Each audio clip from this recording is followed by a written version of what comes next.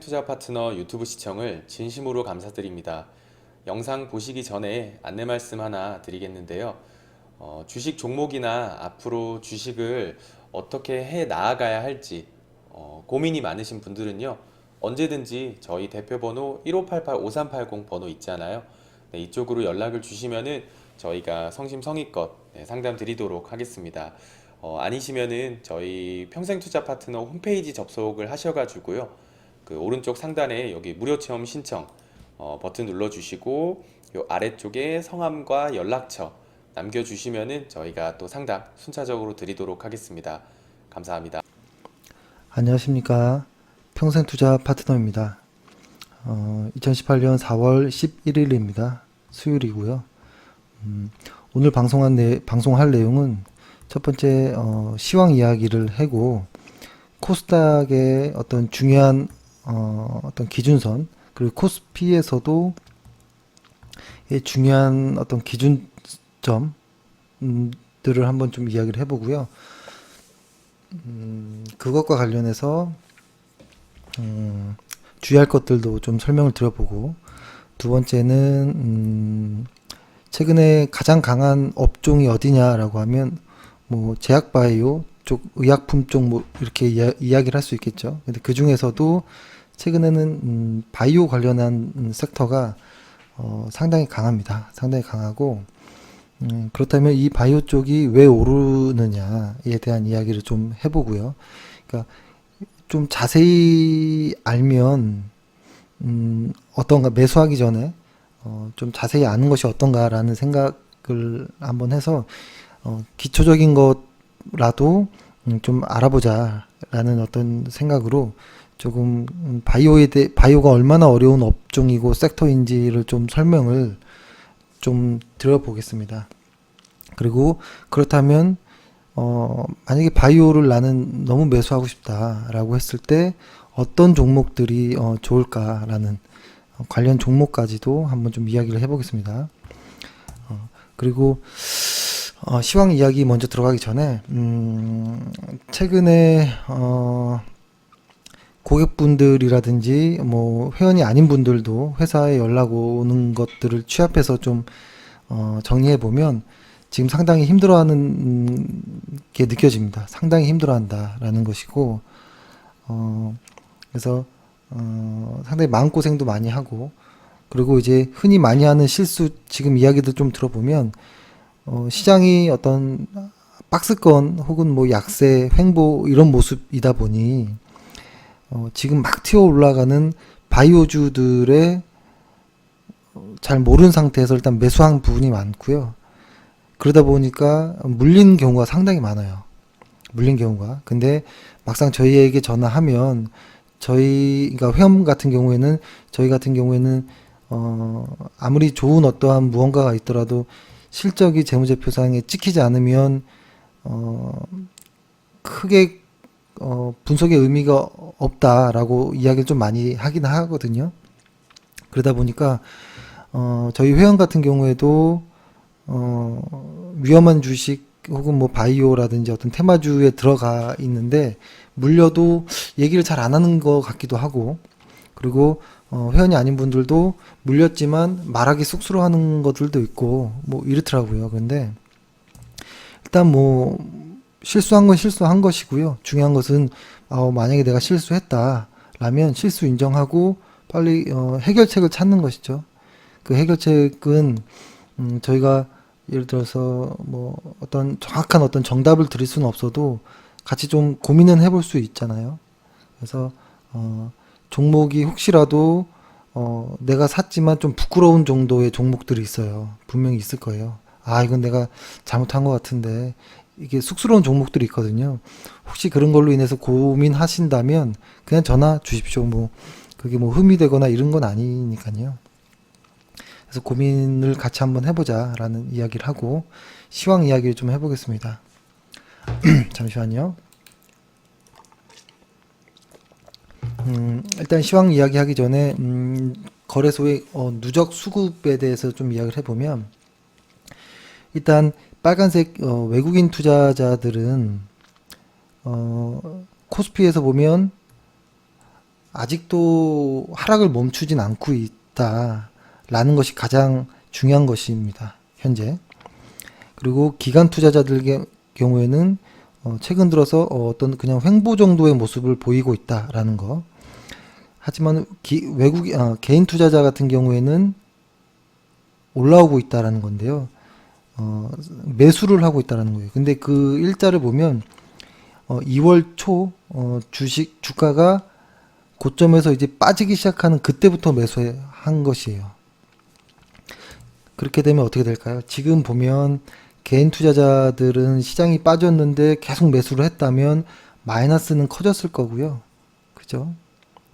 기관들은 외국인 투자자들은 계속 매도를 했다라고 하면 이익 실현을 했을 수도 있고, 아니면 약간의 손실을 보고 이익 실현을 했을 수도 있고, 매도를 했을 수도 있고, 아니면 지금 버티는 이런 상황일 수도 있습니다.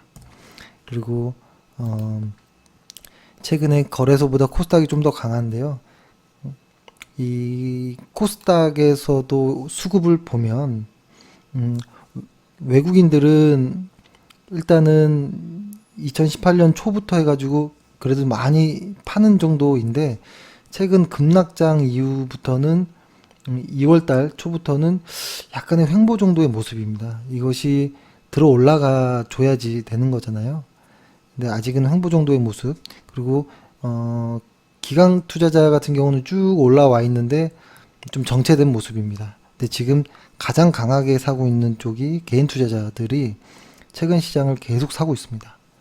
근데 지금 지수가 빠지고 종목이 흔들리고 하는 이런 장에서 계속 매수하는 거는 좀 위험할 수 있습니다. 어느 정도의 비중을 조절하고 하는 게 좋을 것이라고 좀 봅니다.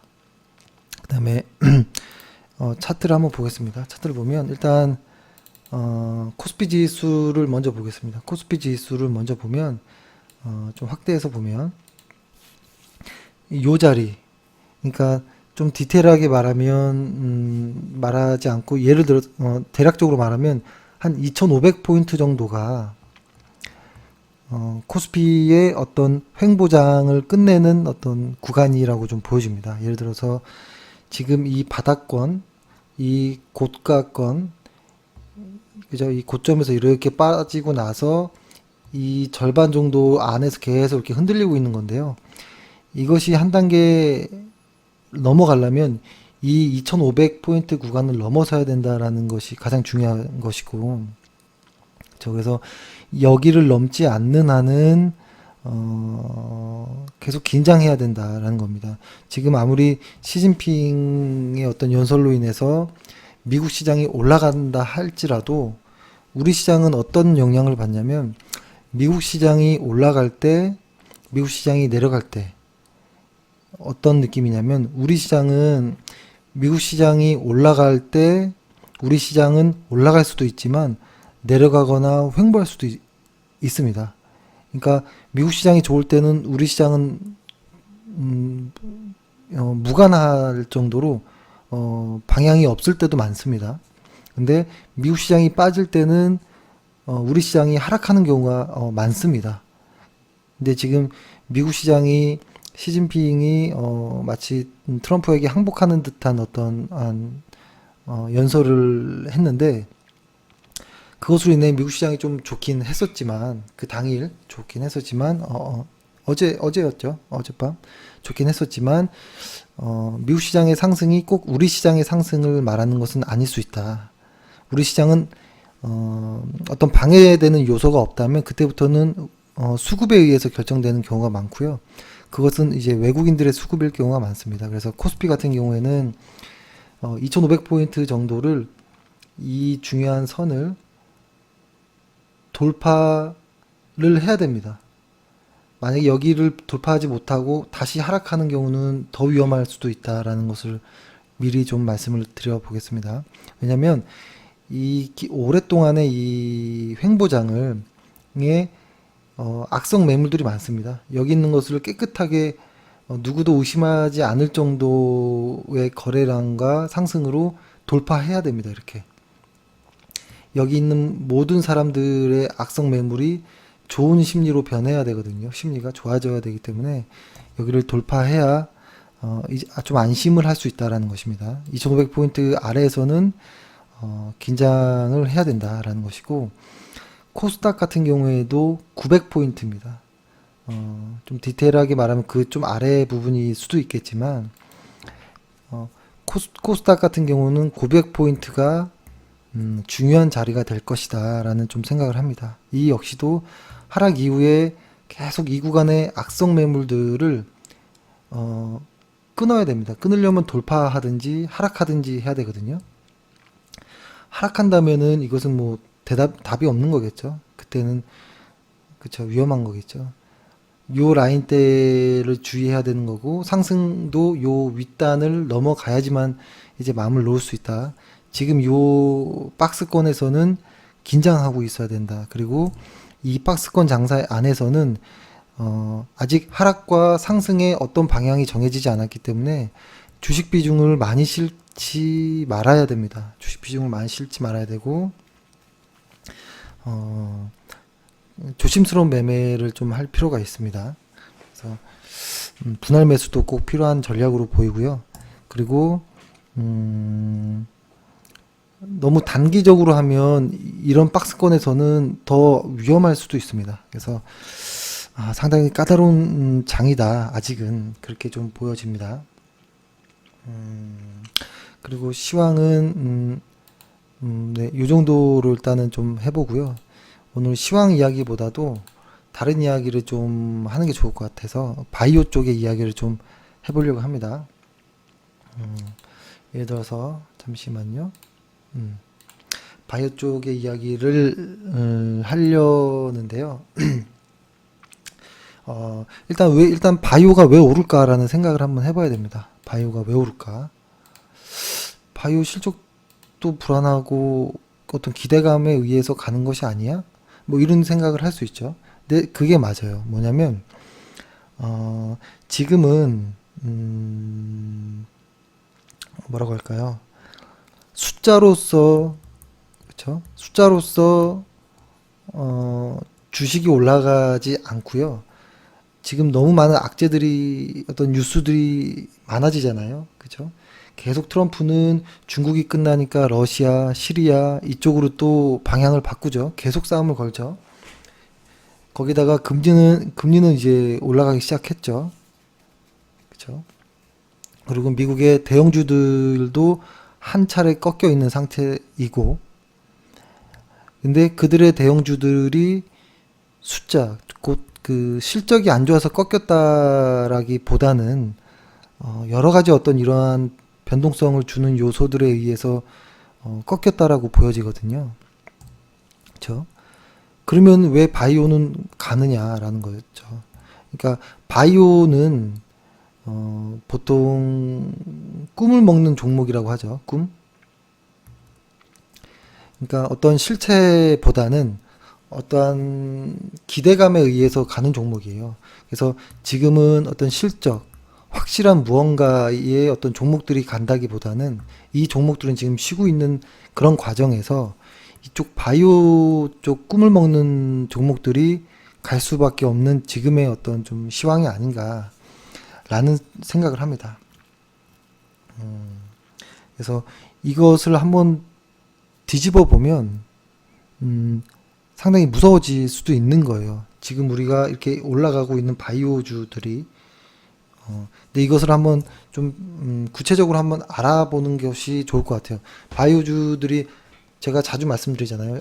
실적이 안 좋은 것들은 그냥 보지 말자 이런 이야기를 하는데 이것에 대해서 조금 구체적으로 좀 알 필요도 있겠다. 이야기 들을 필요가 있겠다라는 좀 생각을 하고, 일단 이렇게 봐야겠죠. 일단 지금 최근에 오르는 이 바이오 업종의 종목들의 면면을 쭉 이렇게 봅니다. 쭉 보고 실적과 주가를 같이 보면요.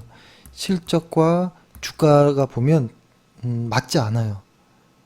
보통 좋은 실적을 가진 회사들이 주가가 오르는 게 뭐 정상적일 수가 있겠죠. 하지만 지금은 바이오 쪽은 실적과 무관하게 움직이는 경우가 대부분이에요. 대부분이고 이것들을 어떻게 좀 설명을 드리면 좋을까 하다가, 일단은 그 바이오 쪽에서 보면은 5년 연속 영업이 적자인데도 계속 버티고 가는 종목들이 있죠. 얼마 전 말씀드린 것처럼 일부 뉴스에서는 기술 특례 상장한 바이오 업종이기 때문에 실적 보지 말자, 상패될 일 없다라고 이야기를 하거든요. 그게 상당히 무섭다라는 거죠. 대놓고 실적 안 좋다. 이 종목은 단순 수급과 꿈을 먹는 종목이다라고 이야기를 하는 건데요. 근데 왜 그러면 꿈이라는 건 뭔가요? 어떤 신약이 임상 1상부터 2상, 3상, 그리고 어떤 뭐라고 할까요? 그죠? 제가 이거 번역하면 뭐라고 해야 될죠, 이게? 그죠? 그러니까 승인 신청하는 것들, 그 품목을 허가 신청하는 것들, 이런 단계를 거쳐서 이제 결과가 나오잖아요. 결과가 나오긴 하는데, 여기서부터 여기까지 가는 확률이 몇 프로나 될까? 그러니까 지금 우리가 매수하고 있는, 주가가 올라가고 있는 종목들이 바이오 종목인데, 이들이 성공 가능성은 얼마나 정도 될까를 한번 알아보는 게 중요하다라는 거죠. 그러니까 이게 이런 거예요. 성공 가능성이 희박하기 때문에 반대로 기술 특례라는 어떤 상장, 기술 특례 상장이라는 것이 생겼다라고 보면 되는 거예요. 그렇죠? 예를 들어서 이런 거죠. 예전에도 좀 말씀드렸던 것 같긴 한데, 은행에서 이런 이야기 하죠. 은행은 고객의 5천만 원까지 원금을 보장해 줍니다. 원금을 보존해 줍니다라는 표현을 쓰잖아요. 이게 주객이 전도된 거예요. 뭐냐면 은행은 위험할 수도 있기 때문에 법으로 고객의 일정 금액의 원금은 보장해 주라고 이야기를 한 거예요. 그렇죠? 근데 은행은 그것을 거꾸로 마케팅을 하는 거예요. 우리는 원금을 보장해주는 안전한 곳이 은행이다라고 얘기를 하는 건데요. 은행들 문 닫은 경우들 많습니다. 그렇죠? 이것을 말씀드리려는 건 뭐냐면 잘 한번 그 이면을 한번 보자는 거예요. 은행이 원금 보장을 하는 이유, 불안전하기 때문에 그런 거예요. 그렇죠? 그 고객의 돈을 다시 대출을 일으키잖아요. 그렇죠? 계속 승수가 높아지는, 그쵸? 이것도 마찬가지예요. 바이오 기업들도 보면 성공 가능성이 힘들기 때문에 기술 특례 상장을 시켜주는 조항이 있다라는 거고, 이게 이런 것이죠. 2005년 정도부터 시작이 된 것인데, 어떤 뭐라고 할까요? 코스닥 종목군을 보면 기업의 요건에 따라서, 그쵸? 우량 기업부가 있고요. 벤처기업부가 있고 중견기업부가 있고 또 이제 그렇죠? 신성장 기업부가 있는데요. 여기서 이쪽입니다. 신성장 기업부가 이제 바로 기술특례로 상장한 기업들인데요. 사실 여기에서 이제 중요한 거는 뭐냐면 사실 뭐 어떤 통계를 봤을 때 얘네들이 뭐 공모가 이하로 얼마나 몇 프로로 떨어졌느냐 올랐느냐 이런 것보다도 요쪽의 회사들의 과거 자료를 보면 77%가 영업이 적자라는 거예요. 적자. 그렇죠? 나머지가 흑자인데요. 보통 우리가 주식을 매매할 때는 매출과 영업이익과 순이익이 예를 들어서 2017년, 2018년, 2019년 계속 늘어야 되잖아요. 이렇게. 그죠? 계속 늘어야 되는데 느는 거를 말씀드리는 게 아니고 그냥 적자가 아닌 비율인 거예요. 적자가 아닌 것이 23% 정도밖에 안 되고 나머지는 다 적자예요. 그리고 그 23%도 계속 성장이 담보되어 있지 않아요. 아무도 알 수가 없어요. 말씀드렸듯이 어떤 바이오에서의 그 꿈, 그 신약이 탁 출시되기까지가 얼마나 어려운지를 알기 때문에 애널리스트들이 어떤 통계를 내기가 어려워요. 이 회사의 실적이라든지 이런 부분을. 그러니까 사실 거의 눈 감고 걸어가는 거나 마찬가지일 수도 있어요. 보통 음, 보통 이런 기업들은 그러니까 또 이렇게 될 수도 있는 거죠. 그러니까 왜 이런 기술 특례를 하냐면, 그죠? 아무리 좋은 훌륭한 기술력을 가지더라도 매출이 일어나서 수익으로까지 내기까지 오랜 시간과 자금이 필요하기 때문에 영업이익을 어떤 실적을 보지 않는다라는 거잖아요. 그걸 다시 생각해 보면 아주 오래 걸린다라는 소리예요. 아주 오래. 네. 아, 방송하다 잠깐 끝났는데요. 끊겼는데 그 그러니까 아주 오래 걸린다는 소리예요. 그러니까 아주 공인된 기술력이 있더라도 자금이 필요하고 시간이 필요한 어떤 절대 어떤 기간이 있거든요. 그러다 보니까 뭐라고 할까요? 그러니까 이쪽은 어떤 기준 정도이냐면 법인 설립하고 3년 이상 존속하면 돼요. 3년 이상 존속하면 되고 기준이 별로 없어요. 그리고 우리는 흔히 뭐 법차순이라고 하는데요. 법인세 차감 전에 계속 순이익이 존재만 하면 돼요. 존재만. 별거 없죠. 그죠? 그러니까 까다롭지 않아요. 근데 1차적으로 까다롭게 상장된 회사들을 매매해도 수익 내기가 어렵거든요.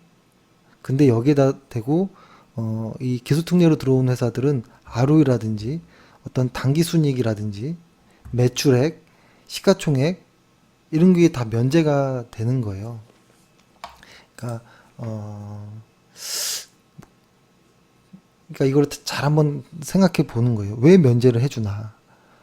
그 신약 개발 그 꿈에 도전하기 위해서는 너무 오래 걸리는 것가 있기 때문에 어떤 그런 뒷받침이 있어야 된다라는 이야기겠죠, 그죠? 그러니까 그만큼 어렵다라는 건데요. 이거를 조금 다시 좀 이야기를 해보면 이런 거겠죠. 뭐냐면 우리가 흔히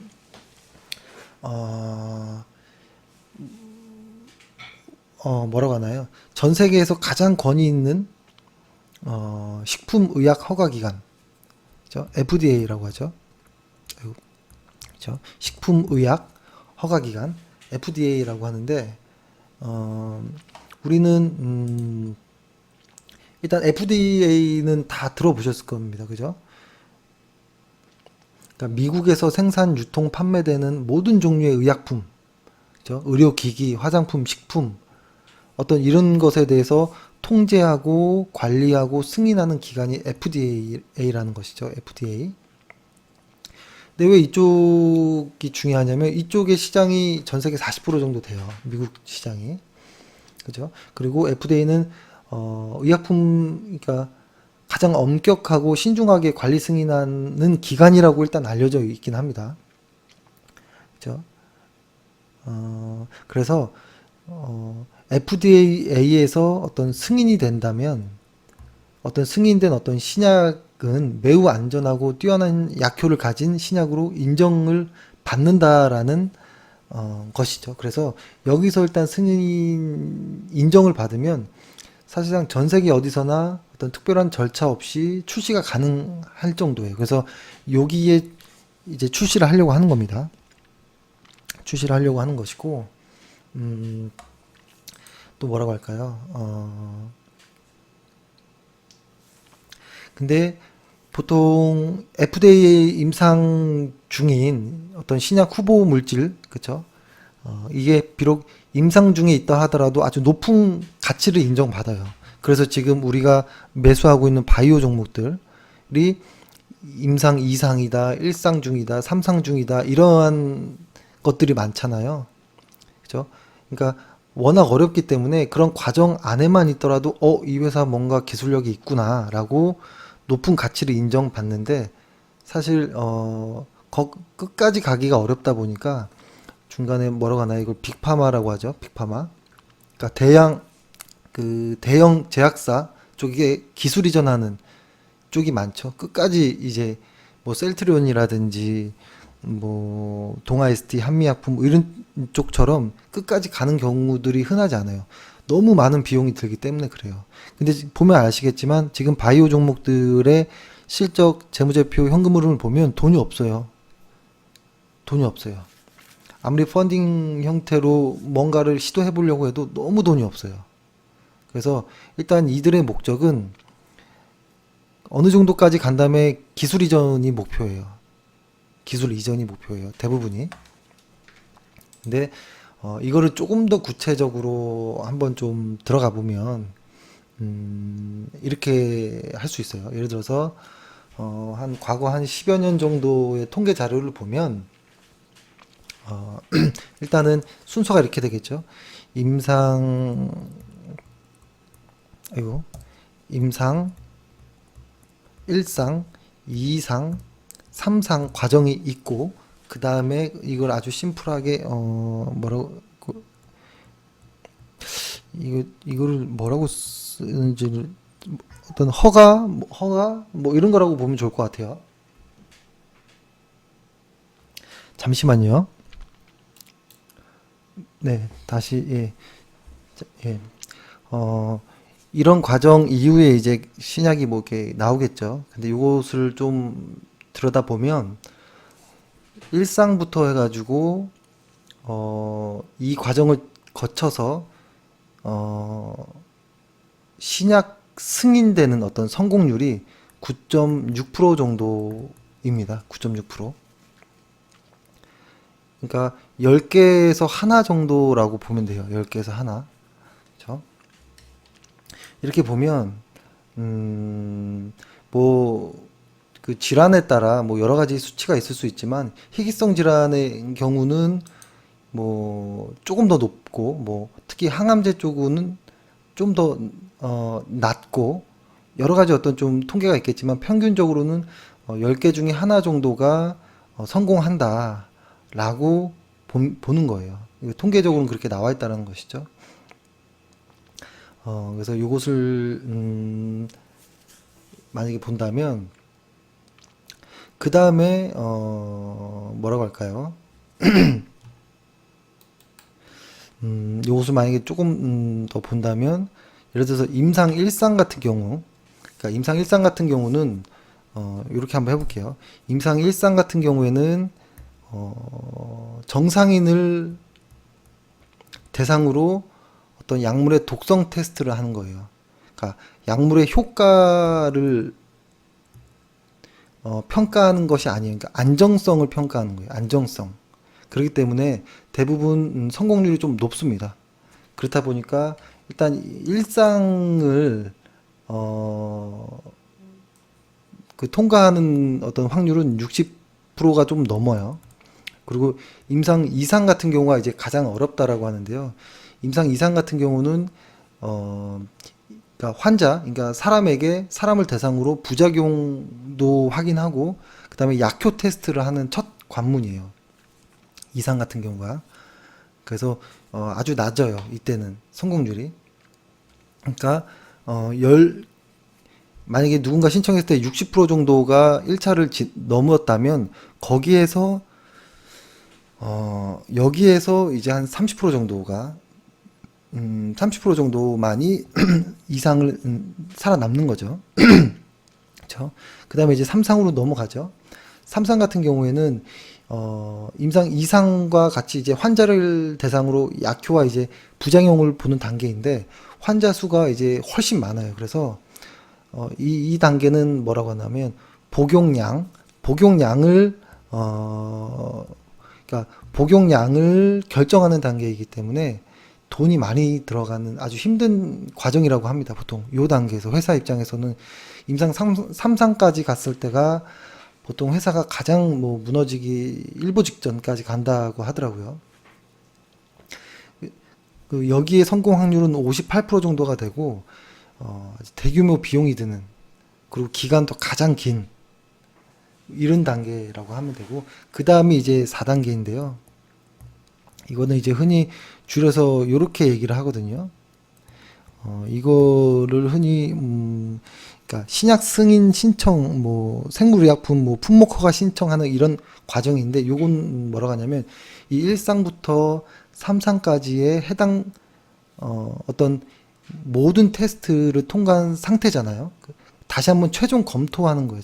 최종 검토. 그렇기 때문에 사실상 통과 확률이 높아요. 그래서 여기까지 살아남은 사람들 중에서 한 85% 정도가 이제 들어간다라는 거죠.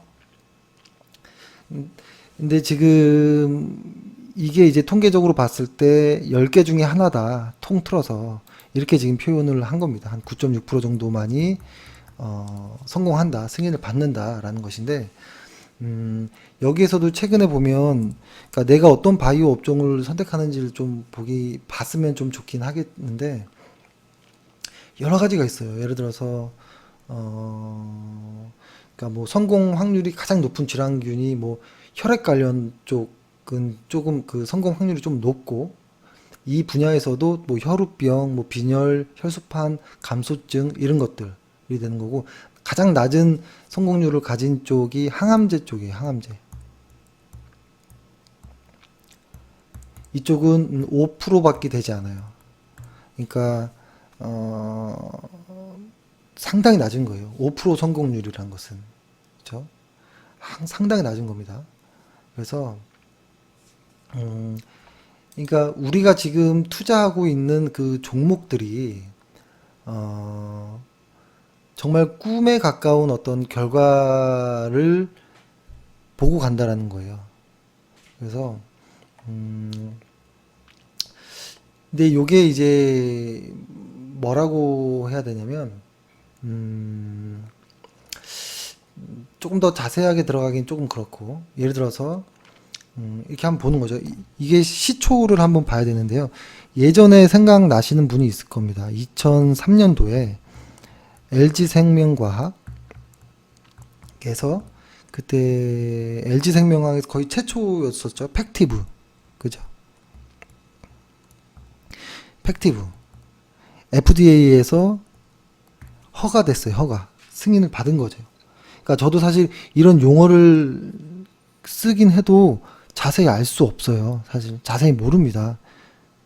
그러니까 제가 생각하기에는 대부분 TV에서 말하는 어떤 이런 어려운 어떤 용어들을 쓰는 전문가들 그 다수 애워서 말하는 거예요. 이것을 자세히 아는 사람은 없다라고 봅니다. 주식하는 사람들은 이쪽 전문가가 절대 아니에요. 그렇죠? 근데 어떤 일이 있었냐면, 승인 받고 나서도 10년 동안 공백이 있었어요. 그러니까 이 안에 허가 이후에도 미국 시장에 진출한다는 것 자체가 상당히 어렵다라는 것을 이야기하는 겁니다.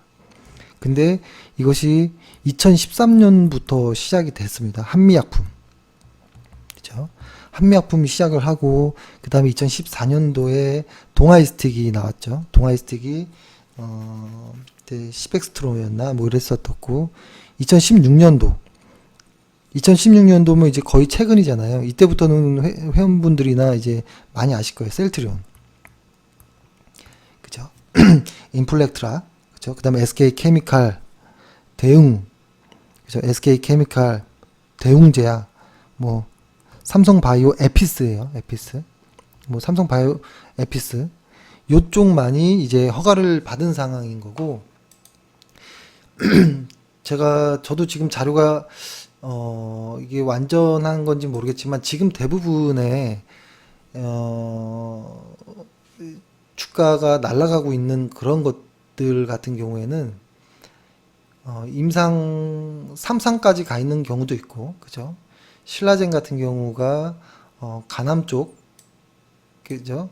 팩사백이라고 하죠. 이쪽이 3상까지 가 있는 경우가 있고, 그 다음에 SK 바이오팜, 이건 비상장된 거이고, 안트로젠 같은 경우, 이거는 이제 일상이에요. 안트로젠. 최근에 날아가고 있는 종목들. 이거를 제가 한번 보여드릴게요.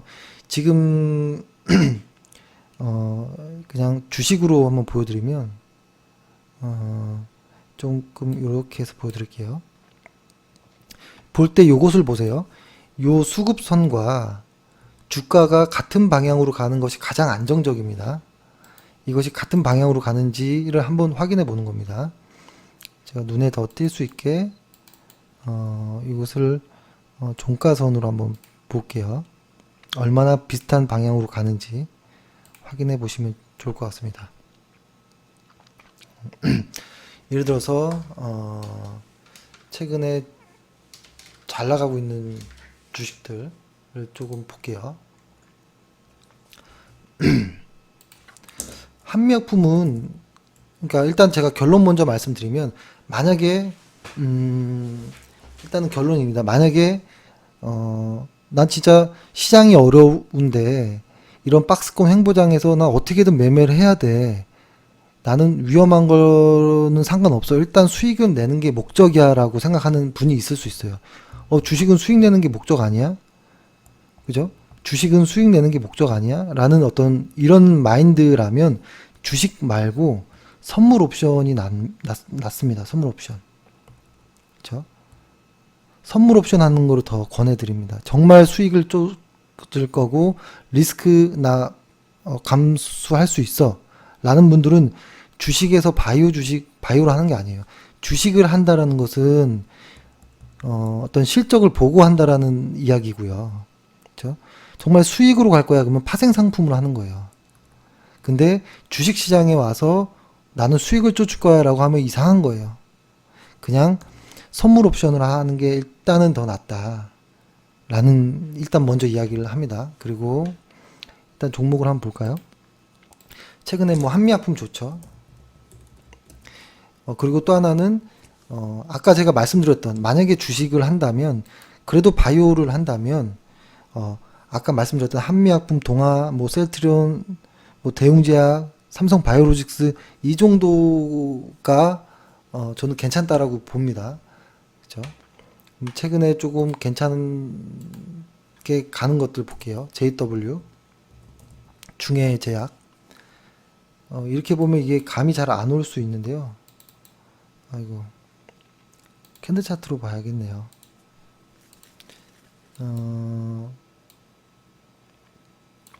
최근에 주가가 상당히 많이 쭉쭉쭉 가고 있죠. 그러니까 그 JW 중해제약은 지금 뭐 급성 골수 백혈병이라든지 재발성, 다발성 골수종 잘 모르는 사실 어려운 겁니다. 그죠? 이게 FDA에서 일상 완료하고 아마 이상 넘어가는 이런 과정일 거예요. 그죠? 아직 멀었다라는 거겠죠? 그 다음에 뭐 영진약품 볼까요? 이거는 주가가 별로네요. 바이로메드. 바이로메드 같은 경우는 조금 더 많이 가고 있죠. 조금 더 잘 가고 있죠. 바이로메드 같은 경우 이거는 왜 그러냐면 FDA 3상까지가 거의 그 진행이 거의 마무리 단계에 들어가고 있는 회사들이에요. 그쵸? 하지만 그 다음 단계가 하나 있고 그 다음에 다시 제품화 되는까지의 과정도 필요한 겁니다. 최근에 HLB 볼까요?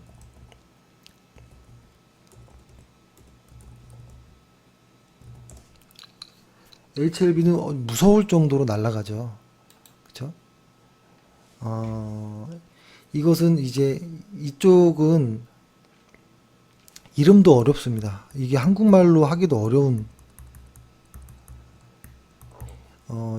품목 이름이고 그 말기 위암이라든지 대장암, 간암 이쪽에 관련한 그 이상을 완료한 상태인 거예요. 3상도 남았고 그 다음에 어떤 그 허가 신청하는 그 과정도 남았죠. 그리고 안트로젠 같은 경우 또 볼게요. 안트로젠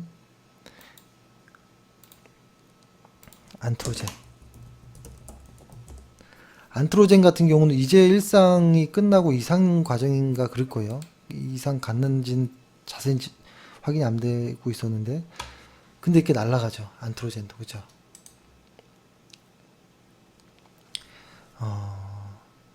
이게 무섭다는 거예요.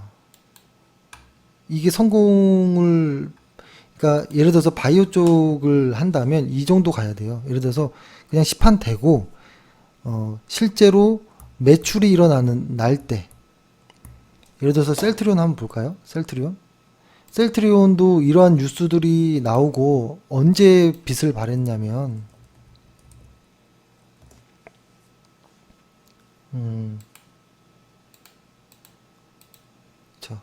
요 과정을 보면은 이만큼의 과정, 그렇죠? 한 몇 년을 이렇게 고생합니다. 이때마다 급등하거나 이런 부분이 분명히 있을 수 있어요. 있을 수 있지만 실제로 빛을 발하는 과정은 언제냐면, 빛을 발하는 과정은, 그러니까 실제로 신약 성공 이후에 뭐라고 할까요? 이후에 주가가 정말로 보기 좋게 가는 과정은 매출이 일어나고 이것으로 안정적으로 영업이익이 막 셀트리온은 50% 이상씩 나오잖아요. 순이익 나오고 이러한 게 재무제표상에 확인되면 그 다음에 들어가는 거예요. 그 다음에 매수해도 늦지 않아요. 근데 셀트리온 좋은 회사라는 건 다 알았잖아요. 근데 이런 데에서 이렇게 매수를 해야 되냐 이거예요. 아직 성공했는지 안 했는지도 알 수도 없는 상황에서, 그렇죠. 그러니까 2016년도에 셀트리온이 인플렉트라라는 것을 허가를 받았죠. 2016년도에. 그러고 나서도 한참을 횡보합니다. 보통 허가 나기 전에 이렇게 급등들이 막 일어나는 거거든요. 단계별로. 그렇죠. 그러니까 예전에 LG생명과학을 한번 보면 돼요. 예전에 LG생명과학은 허가 받고도 10년을 고생했거든요. 그렇죠. 그리고 뭐 이런 사례들이 상당히 사실 많아요. 상당히 많고, 그래서 제가 너무 바이오 쪽을 부정하는 것이 아니냐 뭐 이렇게 생각하지만, 그러면 너는 어떤 종목을 바이오 쪽에서 좋아하느냐라고 하면 저는 실적 찍혀 있는 확실한 매출처가 있는, 그러니까 이런 거죠. 예를 들어서 IT 쪽으로 한다면 어떤 만약에 A라는 큰 대기업에서 B라는 회사에 우리 어떤 제품 하나를 좀 니네가 만들어줄 수 있겠어? 라고 이렇게 부탁을 합니다. 그럼 얘네들이 공장을 막 짓죠. 그러고서 갑자기 A가 마음이 변했어요. 그럼 얘네 이거 공장 증설한다라고 해서 주가는 막 올라갔을 텐데 이 회사는 이거 못 버티거든요. 그래서 IT 쪽도 공장 증설하고 그 이후에 실제로 얘네들한테 제품을 주고 오케이 찍어줘, 계속 만들어줘 라고 했을 때 실제로 매출이 잡혔을 때 그때부터 들어가는 거거든요. 그러니까 신약도 마찬가지예요. 허가 받고 제품화 됐을 때 진짜로 여러 군데에 얘네가 이렇게 매출처들이 생기는 것을 확인하고 들어가도 괜찮아요. 셀트리온 지금 산다고 누가 뭐라고 안 했잖아요. 이때 사는 사람들이 꼭 이때 사서 버텼으면 대단한 거죠. 저희 회원분 중에서도 7년 버티신 분이 있다라고 했었잖아요. 5년인가 7년. 그죠? 하지만 운이 좋았던 거겠죠. 여기까지 성공했다라는 것은 10개 중에 하나 정도니까요. 그렇기 때문에 지금 하고 있는 바이오주들은 급등을 하고 있는 것은 급락이 기다리고 있다라는 것이에요.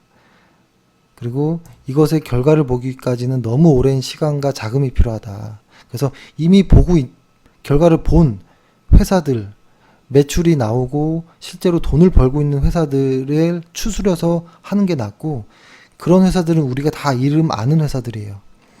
그렇죠. LG생명과학, 뭐 한미, 뭐 동아에스틱, 셀트리온, 대웅제약, 삼성바이오, 로직스, 뭐 이렇게 요 정도. 그리고 저는 중소형주 중이라고 하면 약간 좀 분야는 다를 수 있겠지만 아미코젠, 약간 좀 다른 시젠, 그리고 또 개인적으로 좋아하는 뭐 케어젠, 요 정도 종목은 좋아합니다. 실제 다 돈을 벌고 있는 매출처가 다 따박따박 나와 있는 회사들. 그렇죠? 그래서 예를 들어서 어떤 실적을 보지 않고 주식을 해서 빠른 수익을 얻는다라는 것은 일단 모순이고요. 빠른 수익을 얻는다라고 하는 빠른 길은 선물 옵션이에요. 파생. 그죠? 이쪽이 더 빠릅니다. 그래서 잘 진로를 잘 봐야 돼요. 주식을 하는데 수익만 따라갈 거면 주식 쪽은 아닌 거예요. 이쪽에서는 그런 이야기, 그렇게 해서 버틴 사람들이 없어요. 오랫동안. 주식시장에서는 실적 보고 원칙대로 안전하게 했을 때 그나마 좀 버텼던 거였거든요.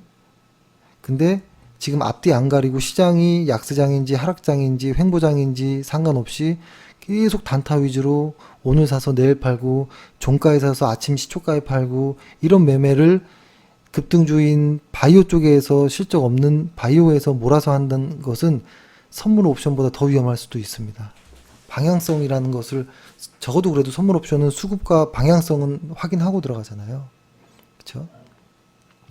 그렇기 때문에 제가 바이오 쪽을 싫어하지 않아요. 저도 되게 좋아합니다. 아미코젠 같은 경우는 저는 3년을 째려봤어요. 아미코젠과 시젠 같은 종류의 회사들은. 하지만 기다리는 것입니다. 그렇죠? 이제 좀 가기 시작합니다. 아미코젠. 그렇죠? 저는 전고점 6만 원은 간다라고 봅니다. 지금 3만 원대이기 때문에 아미코젠도 간다라고 보고 시젠도 지금 4만 원 미만에서 계속 좀 횡보하고 있죠. 길게 보면 저 이거 충분히 7만 원 찍을 거라고 봅니다. 시젠도. 하지만 그 바이오 산업의 특성상 시간이 오래 걸린다. 그렇기 때문에 예전부터 바이오 쪽을 투자하는 사람들은 분할 매수를 했거나 아니면 적금 붓듯이 했어요.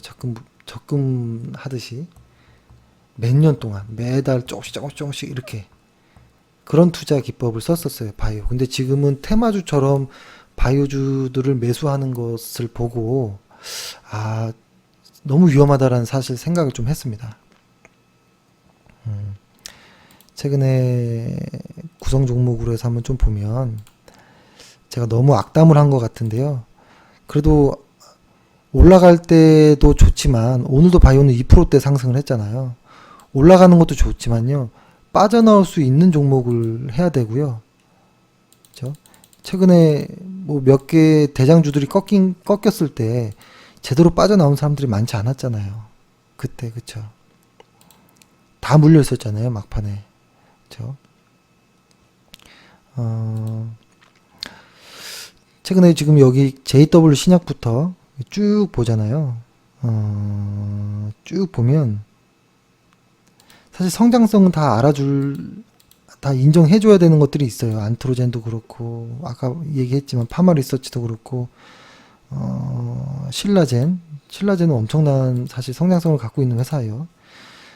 있는데, 몇 개 지금부터 말씀드린 대웅제약, 녹십자, 삼성바이오로직스, 한미, 파마, 메디톡스,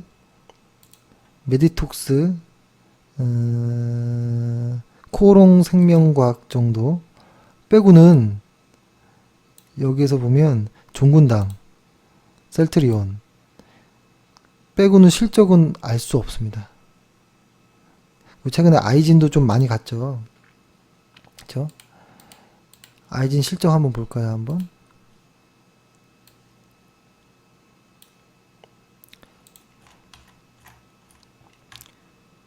실적이 뭐 볼 게 있나요? 아이진 투자하는 사람들 꽤 많아요. 2017년도에 매출이 3억이에요. 3억. 마이너스 93억이 영업손실, 마이너스 85억 순이익, 이게 손실. 5년 동안 적자. 이건 기술특례 아니었으면 당장 상폐돼도 이야기할 수 없는. 그러니까 매출이 뭐 1억, 3억 이렇게 나왔다라는 것은 순이익이 아닌 매출이에요. 이거는 진짜 매출도 아니고요. 그냥 뭐 한번 써봐 뭐 이런 거예요. 이렇게 이런 회사, 이런 아이진, 이런 회사를 주가 오른다고 매수할 수 있냐 이거죠. 이것을 마음 놓고 10억, 20억씩 투자할 수 있냐 이거죠. 잠깐 1, 200, 1, 2천 투자하는 단타는 해볼 수 있겠지만, 그쵸? 이거를, 이 회사를 잘 알면 하기 어렵다는 것이고, 일단 알면 무서워서 못합니다. 일단 모를 때 할 수 있는 것이고, 일단 그래서 마치 제가 회사 이쪽에 대해 너무 악담하는 것 같아서 아주 죄스럽고 죄송스럽지만, 일단 제가 드리고 싶은 말씀은 뭐냐면 컨셉을 정하자라는 겁니다. 컨셉을 정하자라는 거고, 그 컨셉은 뭐냐면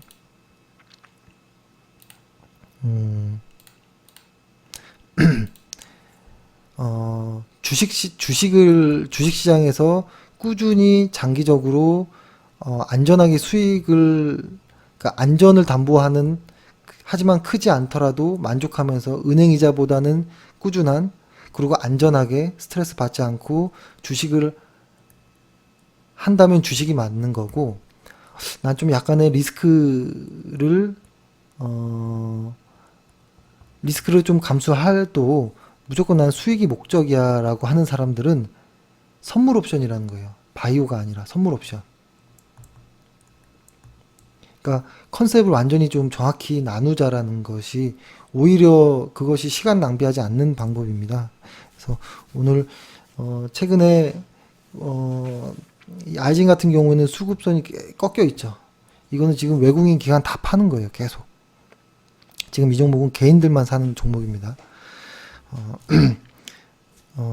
지금 최근에 제가 왜 오늘 원래 다른 내용의 주식 방송을 좀 하려고 하다가 이 이야기를 했냐면, 회원분들이 지금 유혹이 엄청 많아요. 회원분들도 그렇고 비회원이 아닌 분들도 그렇고 유혹이 많습니다. 지금 시장이 박스장이다 보니까 대형주라든지 어떤 성장성 실적이 찍혔던 종목들은 잠깐 멈칫하고 있거든요. 근데 그때 난 뭔가를 해야 된다.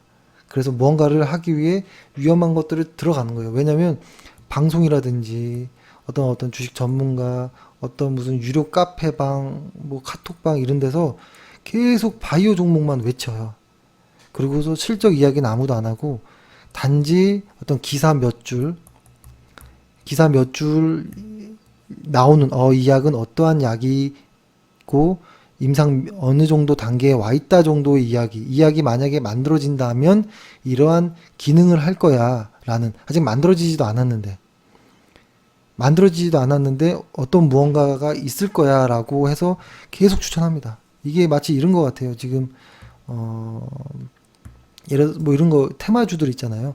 통일이 된다면 건설을 하겠지. 그리고 다시 개성공단의 공장들이 다시 돌아가겠지. 그러면 이렇게 자꾸 논리적으로 쭉쭉쭉 가지를 치면서 자꾸 무언가를 스토리를 만드는데요. 그것을 테마주라고 하는 거예요. 테마주. 아직 실체가 없는 것들. 이런 종목으로 주식 끝까지 오래 버티는 사람은 저는 못 봤습니다.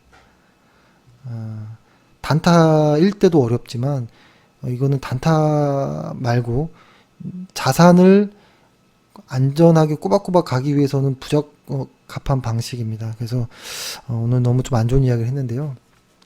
일단 저의 의견은 이 정도이고, 그래서 바이오 쪽 이야기를 종목을 추천하고 싶어도 할 게 없는 거예요.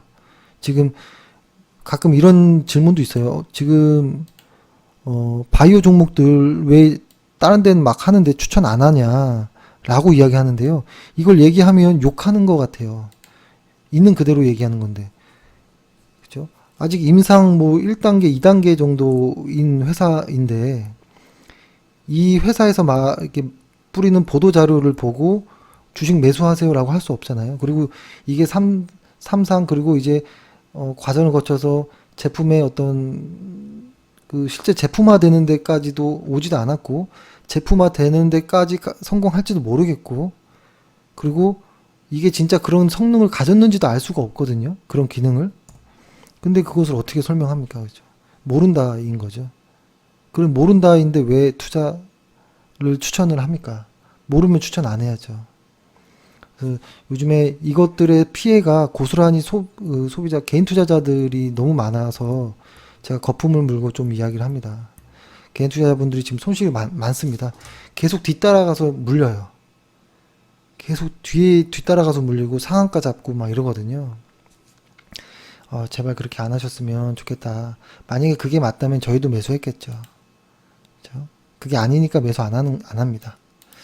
그래서 일단은 오늘 요 정도로 좀 마무리를 했으면 좋겠고, 일단 정리 한번 해보겠습니다. 오늘 하루를. 일단은 시황에서 보면 코스피는 2500, 코스닥은 900포인트. 900이 맞나요? 잠시 갑자기 헷갈리네요. 맞죠. 900포인트. 그러니까 중요한 어떠한 선일 것이다라는 거. 그리고 최근에 바이오가 갈 수밖에 없는 거. 실적이 아닌 꿈을 먹고 사는 어떤 이러한 어떤 스토리 때문이다. 어떤 기대감이 더 클 것이다라는 겁니다. 그렇죠? 근데 이런 것들은 나중에 실적이 돌아오면 시장 변동성이 완화되면 급락이 떨어지기 시작할 것입니다. 그리고 이 바이오 쪽이 얼마나 위험한지, 얼마나 도달하기 힘든 벽인지, 그죠? 그 임상 과정이 얼마나 오랜 시간과 자금과 기간이 필요한지, 그렇기 때문에 기술 특례라는 제도를 생겨날 수밖에 없었다라는 거, 그죠? 이게 훈장이 아닙니다. 이것은, 그죠? 그래서 만약에 그래도 바이오를 하고 싶다면 아까 말씀드렸던 대형주들 위주로 하시는 게 낫고, 그래도 나는 뭔지 모르겠지만 그냥 수익만 쫓을 거야 라고 하면 선물 옵션을 권해드린다 라고 이야기를 드리겠습니다. 너무 거칠게 말씀드려서 오늘 너무 죄송합니다. 죄송스럽고, 일단 저희의 의견은 이 정도면 좀 이야기를 한 것 같습니다. 그리고 이렇게 좀 꼼꼼하게 했는데도 바이오주들이 매수가 하고 싶으면 다만 기술적으로 충분히 연습하신 이후에 차트 연습을 많이 하시고서 하시기를 좀 권해드리겠습니다. 예, 오늘 하루 고생 많으셨습니다. 저희 내일도 또 화이팅 하겠습니다. 감사합니다. 평생투자 파트너 유튜브 시청을 진심으로 감사드립니다. 주식 관련한 상담을 원하시는 구독자 분들께서는 현재 화면 상단에 표시되는 무료 종목 상담 신청하기를 터치하셔서 성함과 연락처를 남겨주시면 상담 도와드리도록 하겠습니다. 감사합니다.